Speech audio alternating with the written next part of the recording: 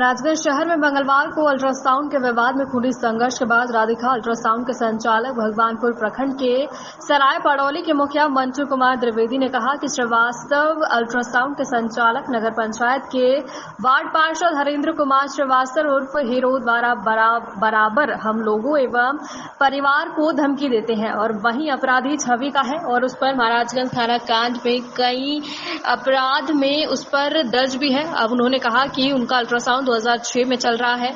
वहीं वार्ड पार्षद द्वारा गलत तरीके से बराबर धमकी दी जाती है। उन्होंने कहा कि कल को भी जो भी घटना हुई वो वार्ड पार्षद की सोची समझी साजिश थी।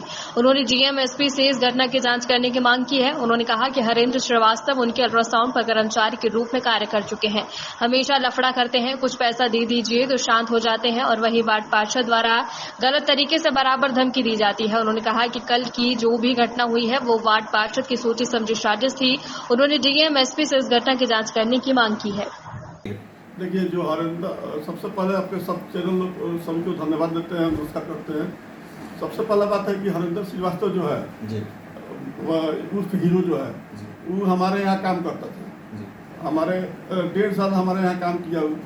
काम करने के दौरान जितने भी हमारे पुराने स्टाफ हैं, जो 20 साल 10 साल 15 साल पुराना स्टाफ है, सबके ऊपर चोरी का आरोप लगाने लगा।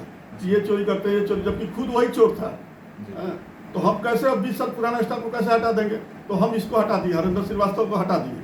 हटा देने के बाद ये धमकी देने लगा कि महाराज जी से तुम लोग को भगा देंगे, तुमको किसी न किसी केस में तुम लोग को फंसा देंगे। और आए दिन ये फेसबुक पर उल्टा सीधा लिख करके उसका कटिंग भी मेरे पास है, आप लोग को उपलब्ध करा देंगे।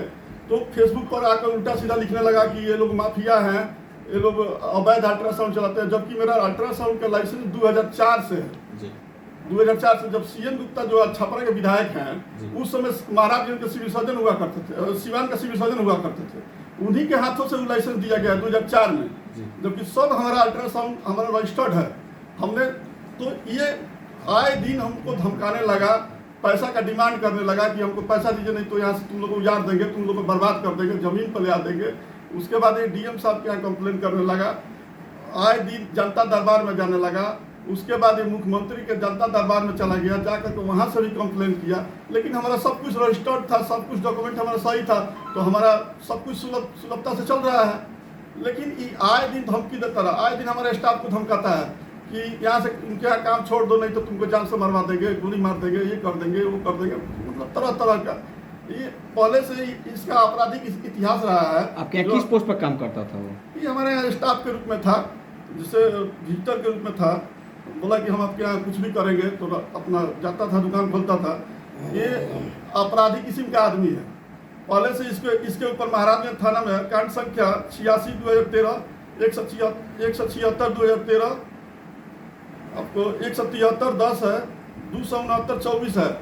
इसके ऊपर आर्म्स एक्ट, अपहरण, हत्या, SC ST, तरह तरह का इसके ऊपर महाराजगंज थाना में कांड इसका दर्ज है। अच्छा, उसके द्वारा बताया गया कि आप लोग जो अल्ट्रासाउंड चलाते हैं वो जाली फ्रेम चलाते हैं, इसको लेकर मुख्यमंत्री की जनता दरबार में गए, इसी को लेकर आप लोग गुस्सा होकर मारपीट किए हुए हैं? नहीं, ऐसा कोई बात नहीं है। मुख्यमंत्री के यहाँ गए हुए थे, आज से 2 साल पहले मुख्यमंत्री के यहाँ गए हुए थे। तो वहाँ से जांच का जो लेटर आया, हमने सारा कागज उपलब्ध करा दिया।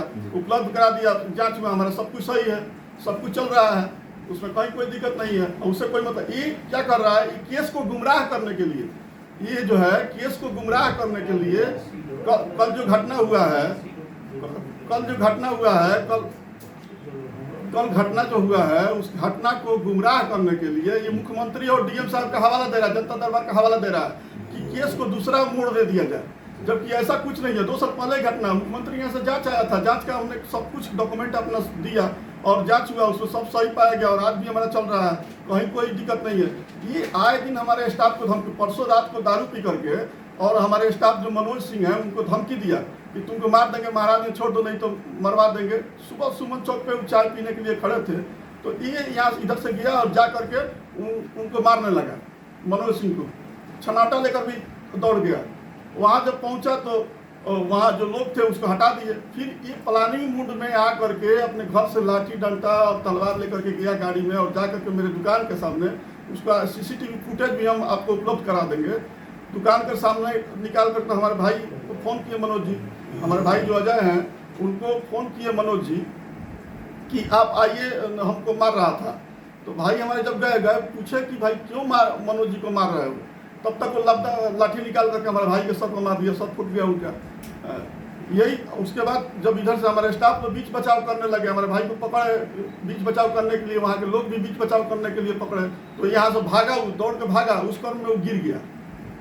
अच्छा, इस मामले में FIR दर्ज हो गया है, वरीय अधिकारियों से मांग क्या होगी इस मामले को लेकर? वरीय अधिकारी से यही कहेंगे कि सर इसका ये अपराधी किस्म का आदमी है, ये हर किसी के, अभी आप लोग आपके चैनल के माध्यम से या पेपर में भी निकला था कि अभी कुछ दिन पहले महाराज के नगर पंचायत के ऊपर, नगर पंचायत कार्यालय कार्यपालक के ऊपर आरोप लगा रहा था, चेयरमैन के। इसका यही काम है कि आए दिन लाइव आकर के, फेसबुक पर आकर के, मीडिया में आकर के कुछ ना कुछ अनसठ किसी के बारे में बोलना, और जब बोलने लगता है तो कोई भी पदाधिकारी चाहे कोई भी आदमी डर जाता है इससे, और जब डर जाता है तो लाख 2 लाख उससे ले लेता है, और ले करके फिर मैनेज हो जाता है, ये अस्थिर हो जाता है। इसका यही काम है कि किसी के ऊपर बोलेंगे। उसी तरह हम लोग से भी पैसे का डिमांड कर रहा था कि 5 लाख रुपया दे दीजिए, नहीं तो आप लोग बर्बाद कर देंगे।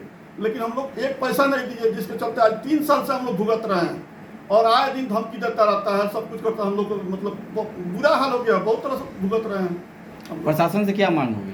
प्रशासन से यही मांग करेंगे, जो भी इसमें अथी है जांच कीजिए, और अगर हम दोषी पाए जाते हैं तो हमारे ऊपर कार्रवाई कीजिए, और वो दोषी है तो उसके ऊपर कार्रवाई कीजिए, एकदम निष्पक्ष रूप से कार्रवाई किया जाए। हम डीएम साहब से भी कहेंगे कि आए दिन सर आपका भी हवाला देता है, कि हम एसपी साहब का भी हवाला देता है कि हम एसपी साहब से बात किए हैं, डीएम साहब से बात किए हैं, और मुख्यमंत्री के यहाँ, मतलब इसका हवाला दे करके किसी को भी धमकाता है। अब लोग डर जाते हैं कि भाई मुख्यमंत्री के यहाँ चल जाएगा तो मेरा कारोबार बंद हो जाएगा, हम धरा जाएंगे, पकड़ा जाएंगे। डीएम साहब के यहाँ चल जाएगा, जनता दरबार में चल जाएगा तो हम धरा जाएंगे, पकड़ा जाएंगे। लोग डर जाता है, और डर के इसको लाख 2 लाख रुपया दे देता है, ये अपना अस्थिर हो जाता है। यही इसका सिद्धांत बन गया है।